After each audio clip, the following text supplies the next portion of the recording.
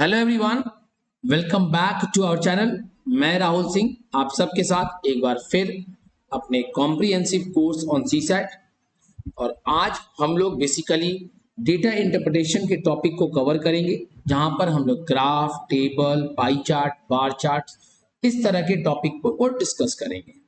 और आज का क्लास थोड़ा लंबा भी हो सकता है क्योंकि हम अराउंड अराउंड 20-25 सम्स लेकर आए हैं ताकि हम लोग इस सारे टॉपिक को अच्छे से समझ पाए। तो शांति से सुनना है। देखिए, डेटा इंटरप्रिटेशन करने के लिए कोई बिफोर हैंड लॉजिक का जरूरत नहीं पड़ता। मैं बहुत सिंपल बात कहता हूँ, बस जब आप सम्स करोगे तो आपको कुछ नई नई बातें समझ में आएगी। नई नई जब बातें आपको समझ में आएगी, आप वहीं से अपना लॉजिक बनाना क्लियर करो। ठीक है, तो ध्यान से क्वेश्चन को देखना है, क्वेश्चन को पढ़ना है, वहीं से आपको आंसर निकाल कर देना है। क्वेश्चन को पढ़ेंगे, read the passage given below, study the graph and answer the questions that follow. एक पार्टी हुआ, during a party a person was exposed to contaminated water. A few days later he developed fever and loose motions. He suffered from for some days before going to a doctor for treatment. On starting the treatment he soon became better and recovered completely a few days later. तो ये different phases दिया हुआ है आपको of the person disease condition. तो ये पहला condition है जब आपके नंबर ऑफ बैक्टीरिया है ए, मतलब ये जो रीजन है ये है ए, ये रीजन को कहेंगे बी, सी, डी, ई, ये, राइट। तो अब एक एक करके क्वेश्चन को समझेंगे। क्वेश्चन क्या बोल रहा है, विच रीजन या regions of the curve correspond to incubation phase. Incubation का मतलब होता है स्टार्टिंग फेज। तो स्टार्टिंग फेज मतलब जहां से इंफेक्शन का शुरुआत हुआ, बैक्टीरिया का बढ़ना शुरुआत हुआ। तो ये मुझे दिख रहा है कि फेज ए ही वो जगह है जहां पर आपका बैक्टीरिया आना शुरू हुआ और समय के साथ वो बढ़ते चला गया, यानी यही मेरा इनक्यूबेशन पीरियड है। So what is the incubation phase meaning? Incubation का मतलब जहां से उसका जन्म शुरुआत हो गया, right. Okay, now next question को देखेंगे, which region of the curve indicates that the person began showing the symptoms of infection। कौन से रीजन को आप देखकर कह सकते हैं कि उस पर्टिकुलर पर्सन को इंफेक्शन का होना शुरू हो गया। आइए क्वेश्चन नंबर देख लेते हैं, which region of the curve indicates that the person began showing the symptoms। तो सिम्टम्स कब शो होने लगता है? देखो, अगर आप ध्यान से देखो तो पॉइंट ए एक ऐसा रीजन था जहां पर इंफेक्शन का शुरुआत हुआ, और ये बी को अगर आप देखो जहां पर नंबर ऑफ बैक्टीरिया जो है वो बहुत हाई ऑर्डर में बढ़ रहा है ना, यानी वही वो जगह, यही वो जगह है जहां पर सिम्टम्स आपको दिखने लगा, क्योंकि बैक्टीरिया का इंक्रीमेंट होने लगा, इन्फेक्शन बहुत ज्यादा बढ़ने लगा। सी में अगर आप देखो तो ये भी इंक्रीज हुआ है बट हल्का जाकर डिक्लाइन हो रहा है, डी में भी डिक्लाइन हो रहा है और ई में पूरा डिक्लाइन हो गया। मतलब A is a starting date और B is the period where it is growing rapidly. So the symptoms कौन सा होगा? Option number B. Clear? Next question पे चलते हैं, which region of the curve indicates that the treatment yielded effective relief। Relief कब हुआ? तो भाई आप बताओ सर, रिलीफ तो कब होगा ना, कब होगा? जब आपका बैक्टीरिया इंक्रीज होगा तब, या डिक्रीज होगा तब। तो सर ये है रिलीफ, ये है इंक्रीज। तो ईज वाला जो सेक्शन है यहां पे मैं देख पा रहा हूं it is decreasing, and we can say कि यही है वो जगह है जहां पर मैं रिकवर करना स्टार्ट कर दिया हूं और धीरे धीरे जाकर रिकवर भी कर जाऊं। सो द ऑप्शन इज, देखा कुछ नहीं था, क्वेश्चन को देखा, क्वेश्चन को पढ़ा, क्वेश्चन को समझा और धीरे धीरे चीजों को सॉल्व किया। ठीक है, आगे consider the following velocity time graph. Velocity का मतलब स्पीड ही होता है। स्पीड टाइम ग्राफ दिया हुआ है, it shows two train starting simultaneously on parallel tracks. Parallel track पे दो ट्रेन एक साथ चल रहा। तो देखो, ये है ट्रेन बी और ये है ट्रेन ए। ये है तुम्हारा टाइम, ये है तुम्हारा वेलोसिटी। अब आप देखो तो शुरुआत दोनों ने साथ में किया, अंत दोनों का या मैं बोलूं, चलो शुरुआत दोनों ने साथ में किया। ट्रेन बी का स्पीड जो है, वेलोसिटी जो है, वो ट्रेन ए के स्पीड से ज्यादा है, ये भी आपको समझ में आ रहा होगा, पक्का बात। और ये भी कह सकता हूं कि इस टाइम पे मतलब t0 पे दोनों का स्पीड जो है वो सेम है, कोई दिक्कत। Let's go to the question. With reference to the above graph, which one of the following is not correct? Now, very important, not correct. So, train B has an initial acceleration greater than that of train A. Yes, train B का speed जो है वो train A के speed से ज्यादा है, सही है ये। Train B is faster than train A at all times, हाँ ये भी बात सही है, ट्रेन बी हमेशा ट्रेन ए से आगे ही है स्पीड में, जब स्पीड में आगे है तो वो फास्टर होगा। Both train have the same velocity at time t0, time t0 पे दोनों ट्रेन का जो वेलोसिटी है, स्पीड है, वो सेम है, ये भी बात सही है। आगे both train travel the same distance in time to units. No, this is not correct. पूछो कैसे। अब एक बात बताओ, मान लो मैं ये कहता हूं कि टाइम 0 जो है वो 10 सेकेंड है, मान लेता हूं, और ट्रेन ए का स्पीड है मान लो 50। तो बेटा ये बात अगर मैं मानूं कि ट्रेन बी का 50 से ज्यादा होगा, इस बात को आप अग्री भी करोगे, थोड़ा ज्यादा हो ज्यादा हो लेकिन ज्यादा है, तो ऑन एन एवरेज मैं ये कह दूं कि अगर ये 55 है, ज्यादा ही मान के चलता हूं, तो ट्रेन ए ने 50 इंटू 10 500 मीटर कवर किया और ट्रेन बी ने 550 मीटर कवर किया, सही क्या। अच्छा, हमने आपको स्पीड टाइम एंड डिस्टेंस में बताया था कि जब टाइम कांस्टेंट हो, टाइम सेम हो, जिसका स्पीड ज्यादा होगा वो ज्यादा डिस्टेंस कवर करेगा। बात समझो, मैं और तुम दोनों एक एक घंटे रन करेंगे, तुम यंग हो, तुम हमसे ज्यादा स्पीड दौड़ पाओगे, हम तुमसे कम स्पीड दौड़ पाएंगे, एक घंटे में तुम ज्यादा डिस्टेंस कवर करोगे कंपेयर टू मी। तो ये बात तो सही है ना कि ये दोनों के दोनों सेम डिस्टेंस तो ट्रैवल नहीं कर रहे, तो यही तुम्हारा ऑप्शन होगा, because this statement is not correct. So clear है, okay. Coming to the next question, the following figure represents time versus learning curve of two students. ये टाइम है और ये लर्निंग है, दो स्टूडेंट है, एक है आर और एक है Q. Which one of the following can be drawn from the graph. Graph को पढ़ते हैं, चीजों को समझते हैं। देखो क्या बोल रहा है, आर स्टार्टेड स्लोली, आर कौन है, ये यही है ना आर, और ये है क्यू। तो लर्निंग के फेज में जाएंगे तो सच बात है कि आर धीरे स्लोली स्टार्ट किया इन द बिगिनिंग, सही बात है, but got ahead of Q, Q से आगे भी बढ़ा, इस पॉइंट पे जाकर आगे बढ़ गया to complete learning the lesson. Yes और नो, देखो क्यू ने इस टाइम पे जाकर कंप्लीट किया और आर ने इस टाइम पे कंप्लीट किया, दोनों ने सेम लर्निंग लिया, लेकिन आर पहले तो पीछे था लेकिन बाद में वो आगे हो गया, यानी ये वाला स्टेटमेंट परफेक्टली सही है, सही बात। आइए नेक्स्ट स्टेटमेंट को भी देख लेते, वैसे जरूरत तो नहीं है।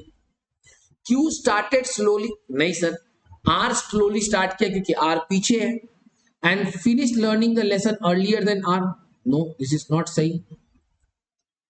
Are was always faster, no, R was initially slower then he became faster, so this is also not correct. Q was always faster, no sir, Q was initially faster but later he becomes slower, so this is also not correct. Hope you are understanding the concept. Graph को देख के समझ में आ रहा जो आगे है जो पीछे है उस कंसेप्ट से, ग्रेट, ओके। नेक्स्ट क्वेश्चन है, which of the following graphs can possibly represent the motion of a car on road। तो देखो बेटा, ये डिस्टेंस है, ये टाइम है। मोशन ऑफ अ कार क्या कहता है, मोशन ऑफ अ कार कहता है कि भाई मूवमेंट क्या हुआ कार कि, और ये इक्विडिस्ट दो तरीके से हो सकता है, या तो देखो लॉजिक होता है कि जब गाड़ी में लोग रहते हैं, मोशन मतलब होता है मूवमेंट, तो कार का मूवमेंट क्या हुआ। तो अगर आप यहां देखो, कार मूव तो किया था बट वो वापस आके इनिशियल पॉइंट पे ही आ गया, यस और नो, मतलब कार जो है वो इनिशियल डिस्टेंस को कवर कर रहा था, फिर वो डिक्रीज कर गया, यानी ये यहाँ मोशन हुआ ही नहीं, इधर पे जाए, कार सही स्पीड से चल रहा था, फिर वो बैक एक्सेलरेशन से वापस उसी पोजीशन पे आ गया, यानी मूवमेंट हुआ नहीं। इधर भी आप देख सकते हो कि नेगेटिव आ गया, यानी यहां भी मूवमेंट नहीं हुआ। तो क्या बोलेंगे, none of this represents the motion of a car, because motion of a car represents the movement of the car। Starting से लेकर एंड तक में एक मूवमेंट होना चाहिए और कंटिन्यूअस पोजीशन पे होना चाहिए। Okay, coming to this question,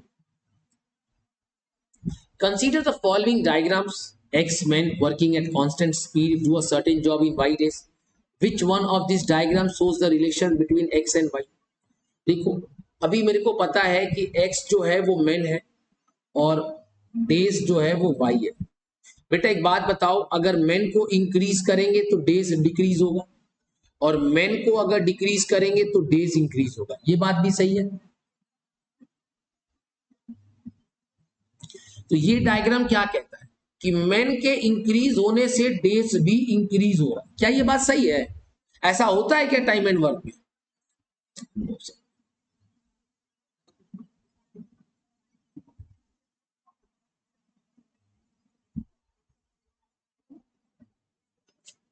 नहीं सॉरी, ये दिखा रहा ना, ये दिखा रहा है कि मेन के इंक्रीज होने से टाइम डेज भी इंक्रीज हो रहा है। तो ये भी सिचुएशन सही नहीं है। ये क्या दिखा रहा है कि डेज जब मेन अगर बढ़ जाएगा तो डेज जीरो होगा। तो डेज कभी जीरो हो सकता है क्या? और इस डेज पे मान लो मैं इसको ग्राफिकली प्रेजेंट करूं, 0, 5, 10, 2, 4, तो डायग्राम क्या दिखा रहा है कि 4 दिन में काम करवाना है तो 0 आदमी से होगा। तो ऐसा पॉसिबल है क्या? नहीं। 10 आदमी काम करेगा तो 0 डेज में काम हो जाएगा, ऐसा भी पॉसिबल नहीं है। आप डायग्राम को थोड़ा सा मैं क्लीन कर रहा हूं, आप एक बार देखिए, दिख रहा है? They are touching the line which is not possible. चलिए, ये तो भाई इम्पॉसिबल, ये सब कुछ होता ही नहीं। ये क्या कह रहा है कि with the increase in days, with the increase in men the days is decreasing, that is perfect, and this is also perfect कि days कभी जीरो नहीं हो सकता, men कभी जीरो नहीं हो सकता, इसीलिए ये टच नहीं हुआ। तो कौन सा रिप्रेजेंट सही रिलेशन दिखा रहा डायग्राम? वो है डायग्राम 4। रीजन समझना पड़ेगा, वैरायटीज ऑफ सम्स इसीलिए मैं लेकर आया। आइए, तो लाइन ग्राफ के बारे में तो मैंने कहीं तक पढ़ लिया। अब हम थोड़ा सा आगे बढ़ते हैं। Consider the following information regarding the performance of a class of 1000 students in 4 different tests।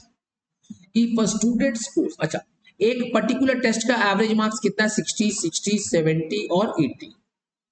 तो अगर एक स्टूडेंट 74 मार्क्स लाता है सब सब्जेक्ट में, मान लो इसमें भी 74, इसमें भी 74, इसमें भी 74, इसमें भी, then which one of the following test is performance is the best? बेटा तुम्हारा एवरेज है 70, तुम लाए 74, अच्छा किया। क्लास का एवरेज है 60, तुम लाए 74, अच्छा किए। 60 एवरेज है, 74 लाए, अच्छा किया। हालांकि ये तो खराब परफॉर्मेंस है और ये भी कट जाएगा क्योंकि आप इसके बेसिस पे कंपेयर करोगे, मतलब 1 और 2 के बेसिस पे कंपेयर करोगे तो 3 कट जाएगा। क्योंकि अगर एवरेज 60 और 74 लाए तो ज्यादा बेहतर है कंपेयर टू एवरेज 70 और आप 74 लेकर। लेकिन इन दोनों में फाइट है। अब आप देखो कि इसका रेंज ऑफ मार्क्स है 30 टू 90 और तुम लाए 74, और इसका रेंज ऑफ मार्क्स है 45 टू 75 और तुम लाए 74। अब तो तुम भाई बच्चे भी हो, आप आंख बंद करके कह सकते हो कि सर ये लड़का ये तो बेस्ट परफॉर्मेंस दे रहा है। तो the answer will be test 2। Yes और नो?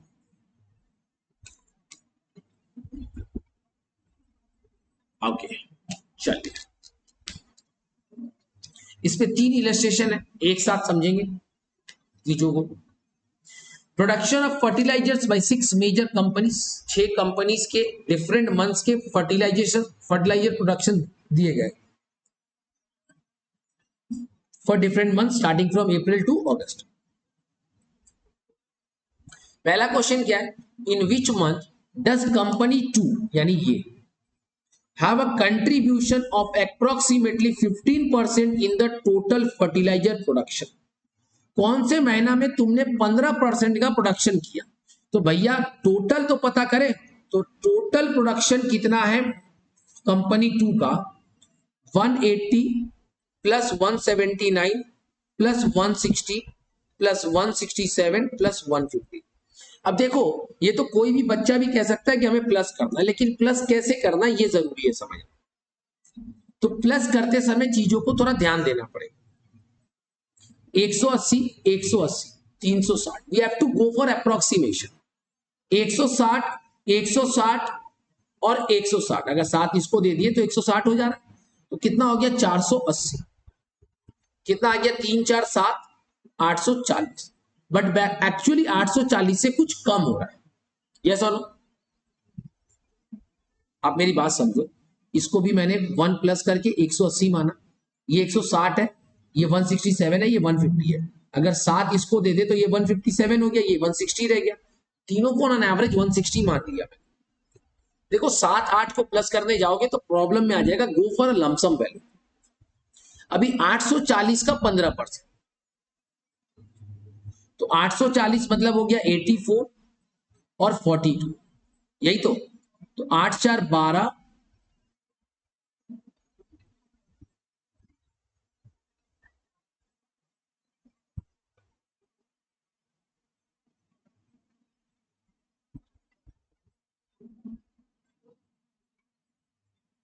ओके 8 4 12 12 और 6 126।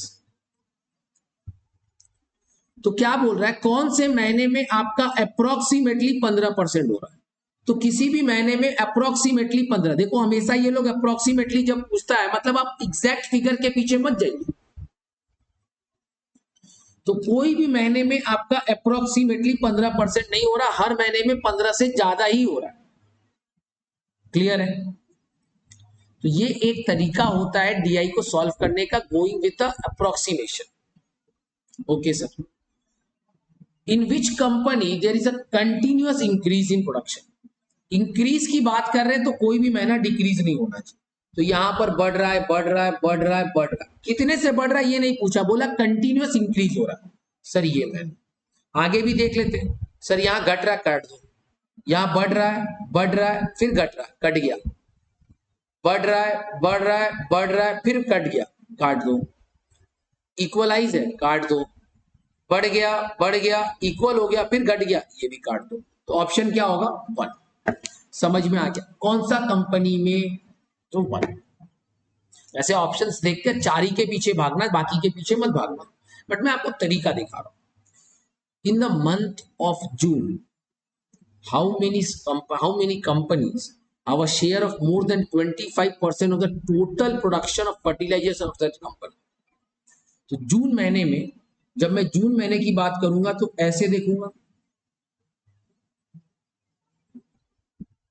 अभी मुझे टोटल पता चल जाएगा, उसका 25% निकाल लेंगे। तो हाउ मेनी कंपनीज, कितने कंपनीज ने 25% का प्रोडक्शन कर लिया? कर ले क्या, प्लस माइनस कर लेते हैं। 320 160 480, 480 और 200 680। मैं एक लमसम ले रहा हूं, 160 या 170 130, एक लमसम में चलोगे, ठीक है? तो कैलकुलेट करके अपना आंसर बताना। Answer should be none, answer should be none. ये आप वीडियो पॉज करके आराम से सॉल्व कर सकते हो, ठीक है? और अगर बहुत क्लोज कंपटीशन हो तब आपको एग्जैक्ट वैल्यू पे जाना पड़ेगा। आइए नेक्स्ट क्वेश्चन पे चलते हैं। The table following table shows the number of science arts and commerce students in a group of boys and girls. तो बताइए कितने नंबर ऑफ स्टूडेंट्स है? बहुत कुछ काम नहीं करना है, इसको फिल इन द ब्लैंक्स भरना। बॉयज में अगर साइंस सेक्शन में बॉयज 20 है, गर्ल्स 6 है, तो टोटल हो गया 26। पक्का बात। कॉमर्स में बॉयज 15 है, टोटल 20 है, तो गर्ल्स हो गए 5। आइए, तो टोटल गर्ल्स आपको मिल गया 6 + 40 + 5 45,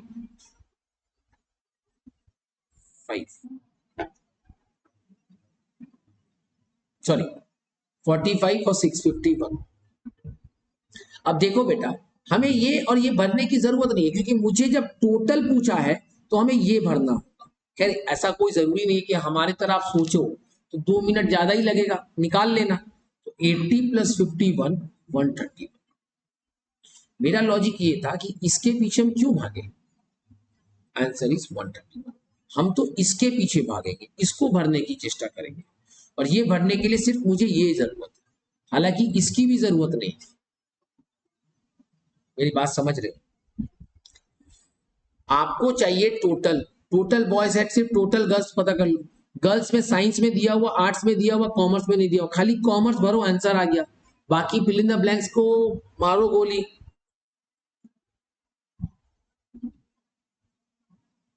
चलो आगे बढ़ते हैं। The following table shows the area in square kilometre and population in lakhs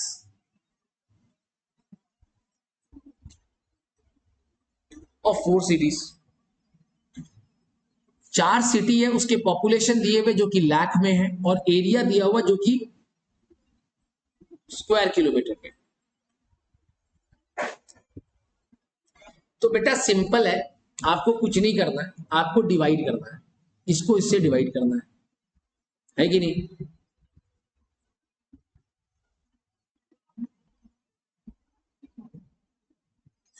तो जब डिवाइड करोगे, अभी आप कह सकते हो कि सर डेंसिटी करने का फॉर्मूला क्या होता है? डेंसिटी का फॉर्मूला होता है पॉपुलेशन बाई एरिया।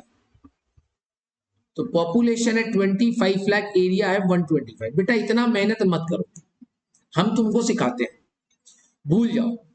तुम क्या करो, जो तुम्हारे पास सामने एरिया बाई पॉपुलेशन कितना आ रहा है?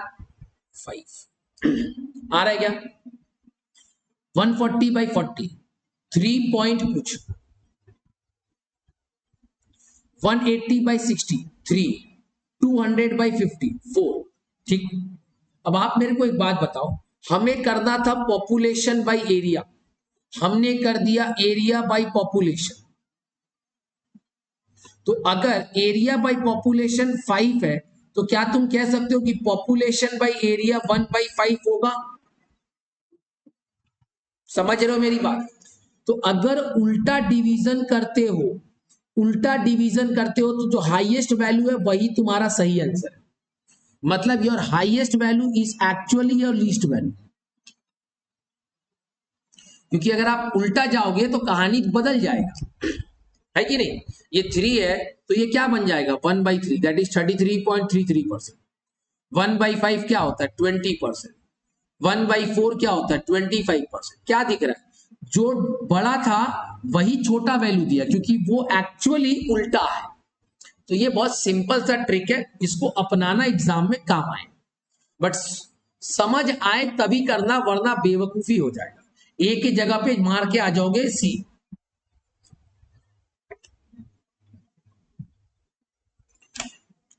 Okay, the following table shows the annual profit of a company, 5 साल का प्रॉफिट है, which has a maximum percent increase. तो बेटा परसेंट इंक्रीज निकालना है। यहां से यहां कितना बढ़ा? 30, यहां से यहां 36, यहां से यहां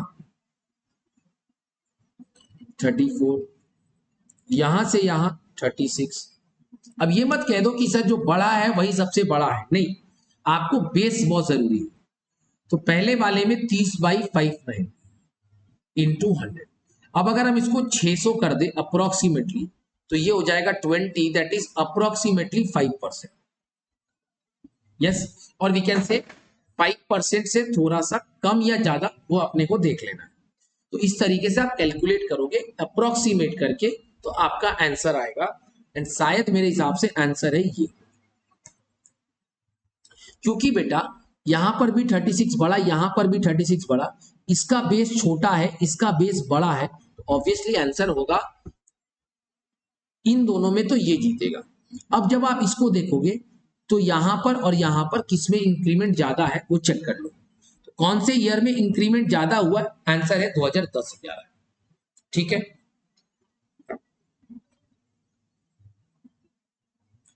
ओके। नेक्स्ट आता है the following table gives the import and export of a country.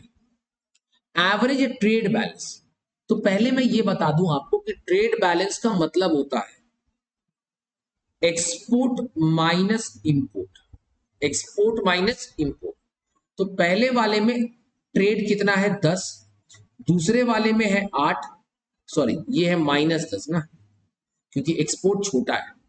ये है 0 और ये है 10, और डिवाइड करेंगे एवरेज के लिए 4 से। ये अपने को चाहिए एवरेज। पहले हमने निकाला ट्रेड बैलेंस, फिर हमने निकाला एवरेज। तो ये और ये कट गया, 8/4 कितना होता है? 2। Answer is 2। कितना सिंपल सिंपल क्वेश्चन होता है, राइट? आइए इसको ट्राई करिएगा। The difference in the mean aggregate percentage marks. तो मीन एग्रीगेट परसेंट मार्क्स, तो स्टूडेंट ए का एवरेज परसेंटेज, स्टूडेंट बी का एवरेज परसेंटेज और उसका डिफरेंस, दैट शुड बी 0। यही तुम्हारा आंसर होगा, right? Okay, now coming to the pie chart concept. क्या बोल रहा है? Study the pie chart given below and answer the questions that follows. The following pie chart show the breakup of disease categories recorded in the patients from two towns, town A and town B. Pie charts allot the disease categories as percentage of the total number of patients. तो पहला क्या बोल रहा है? Which of the two towns has a higher number of person? Number of persons diabetes में कहाँ ज्यादा? तो अगर आप परसेंटेज में देखें तो डायबिटीज है ए का परसेंटेज है 18% टाउन ए में, और टाउन बी में 24%। बट आपसे पूछा है number of person.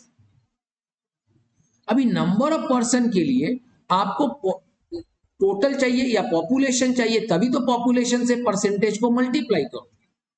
But problem ये है कि हमारे क्वेश्चन में पॉपुलेशन नहीं दिया हो, तो अभी हम क्या करें? 100 माने? नहीं सर, दोनों टाउन का पॉपुलेशन सेम होगा ऐसा कोई जरूरी नहीं है, ये एक्सेप्शनल केस है। तो एक्सेप्शनल केस को हम कंसीडर नहीं कर सकते, यानी no inference can be drawn. हम नहीं बता सकते कौन सा ज्यादा है, क्योंकि अगर टाउन ए का नंबर ज्यादा है, टाउन बी का नंबर कम है, तो टाउन ए बढ़ जाएगा। टाउन बी अगर टाउन ए के इक्वल है तो टाउन बी होगा। टाउन बी का पॉपुलेशन ज्यादा है तो टाउन बी होगा। तो पॉपुलेशन बहुत बड़ा मैटर रोल प्ले करेगी, ठीक है? Percentage is cannot be sole responsible to answer your question. आइए, what can we say about persons with more than one disease from this graph?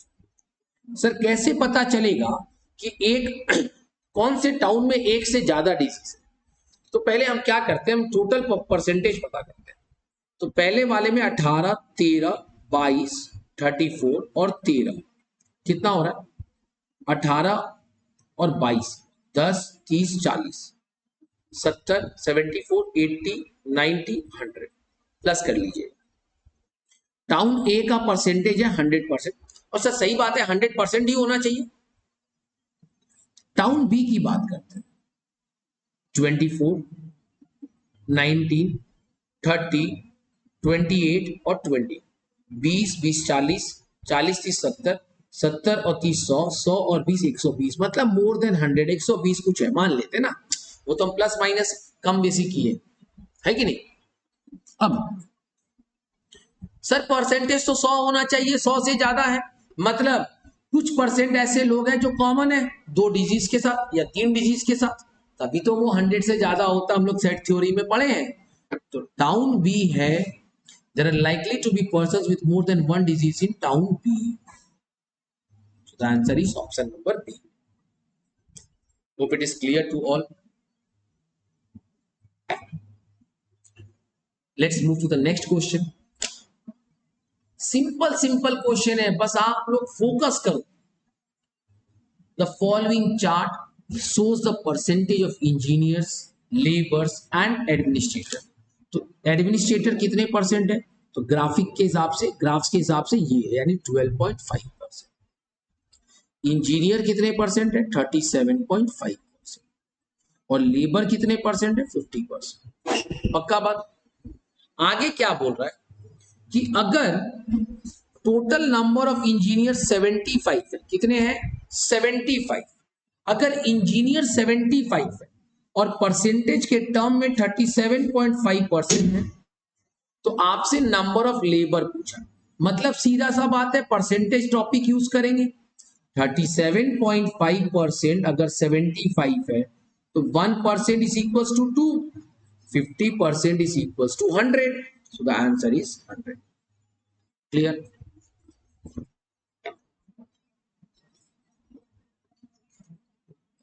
Simple सा question. Okay, आगे बढ़ते हैं। According to the chart below, how many students are enrolled in class 10। Sir total number से 2500, class 10 के 15%, तो 2500 का 15%। Sir क्या ही सवाल है, बट सारे यूपीएससी के सवाल है। आंसर है 375। अब आप सोचोगे sir with in a second आप आंसर बता रहे, तो सिंपल सा क्वेश्चन है, तो क्या टाइम कंज्यूम करना है कि नहीं। अच्छा मान लो इसी क्वेश्चन में अगर मैं पूछता कि total number of persons working in company, क्या होता। सर आपको वैल्यू किसका दिया हुआ, 75 इंजीनियर्स और वो 37.5%, तो हमने 1% का वैल्यू निकाल लिया। अभी अगर आपको टोटल पूछा है, तो यानी 100% का वैल्यू निकाल लो, दैट इज 200। आंसर आ गया। तो ये बहुत इजी कंसेप्ट है भाई, मैं इसको ऑलरेडी परसेंटेज में अच्छे से प्रॉफिट लॉस में बताया हूं, कैसे 1% निकालना। राइट, चलिए आगे बढ़ते। The misery index in the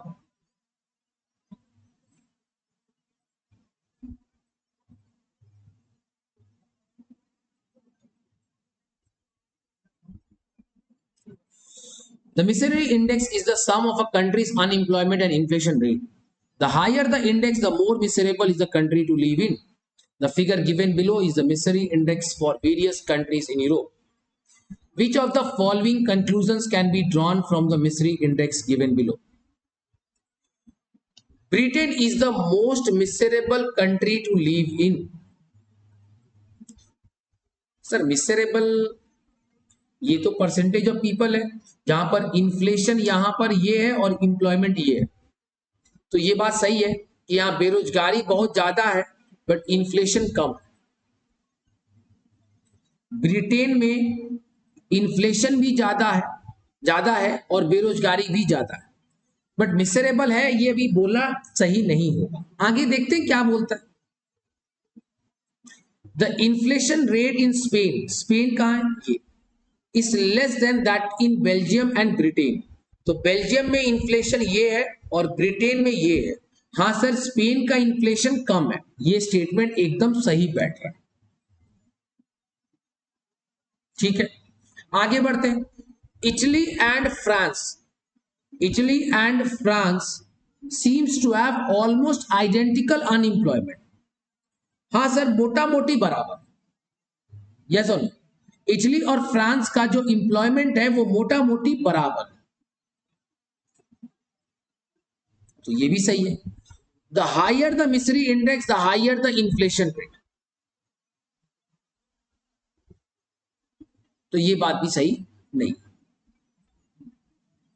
inflation बहुत कंट्री में कम है, ये तो मिसरी इंडेक्स दिखा रहा है यहाँ पे, जहां पे इन्फ्लेशन, तो ऐसा थोड़ी है कि ब्रिटेन का सबसे कम है, नहीं, स्पेन का ज्यादा है कि नहीं। मिसरी किसका ज्यादा है, मिसरेबल पोजीशन है ब्रिटेन, स्पेन का सबसे ज्यादा।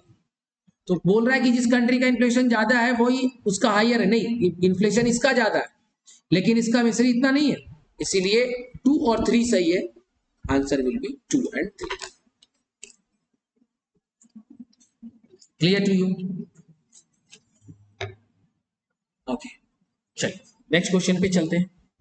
the proportion of expenditure on various items by two families A and B are presented in the following bar chart. From this chart, we can conclude that family A spent more money यानी कहीं ना कहीं आप question को समझिए, आप more money को देखना है। सर डी कुछ अलग बोल रहा है, पर पहले उसी को पढ़ लेते हैं। The expenditure on food by family A and family B cannot be compared. नहीं कर सकते, क्योंकि मेरे पास देखो हमने क्या कहा था कि कंपैरिजन कब होगा, जब परसेंटेज हो और नंबर्स हो। सर परसेंटेज है नंबर है, परसेंटेज है नंबर है, तो ये स्टेटमेंट तो सही नहीं है, पहली बात। अभी बाकी तीनों का आपको फूड ही कंपैरिजन करना है, तो चलो बड़ा सिंपल है। 20,000 का 50% कितना होगा? 10,000 पर मंथ, और 1 लाख का 10% कितना होगा? 10,000 पर मंथ। तो क्या बोल रहा है? Family A spend more money on food? No sir.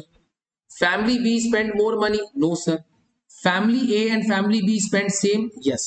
So the answer is this.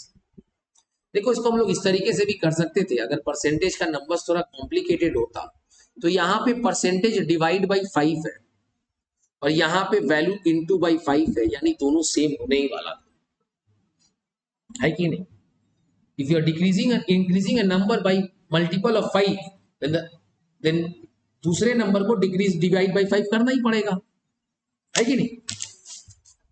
So this is the logic about the chapter, the DI topic. Tomorrow we will be doing with the next class, we will be doing with the puzzle. So, and there we will be ending with our reasoning topic. So I hope you all have enjoyed the classes. You all are enjoying the classes. I've seen your feedback, I've seen your comment. Thank you so much to all. अगर अभी तक आपने हमारे channel को subscribe नहीं किया तो जरूर सब्सक्राइब करें, बेल आइकन को प्रेस करें, हमारे वेरियस फैकल्टीज जो क्लास करा रहे हैं उसको एंजॉय करें। Thank you so much. Please take care of yourself.